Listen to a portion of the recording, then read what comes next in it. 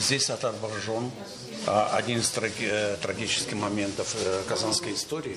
Свои картины Феринат Халиков не рисует, а словно реконструирует из прошлого. Первый мастер исторической живописи, он сумел изобразить то, что дошло до нас только в легендах. Сегодня своим мастерством делится с юным поколением. Чтобы они немножко разбирались, по какому пути идти. Или по линии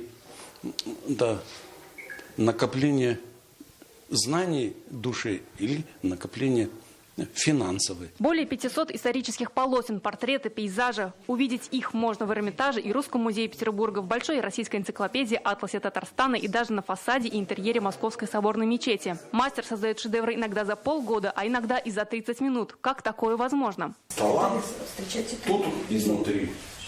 А материал? Как со старыми друзьями, сегодня он говорит с детьми о жизни, раскрывает секреты и учит, как за 8 минут создать шедевр. Прямо на наших глазах происходит передача мастерства и творчества. Дети из художественных школ и студенты рисуют портрет художника. Самого лучшего мастер определит сам и подарит по итогам почетную грамоту и вот такую книгу. Первое место получает Шадрина Д. Пожалуйста, просим.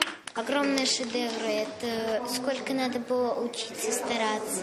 Я смотрю и удивляюсь, как можно так реалистично рисовать. У него так много стилей. Высшая оценка 10 из 10. Халиков стал первым мастером исторической живописи в стране. Работа с академиками Академии наук Татарстана, с документальной базой архива Татарстана. В планах художника глобальный проект «Реалистичная диорама Казани XVI века». Наталья Мезина, Алмаз Зиединов, ТНВ, Казань.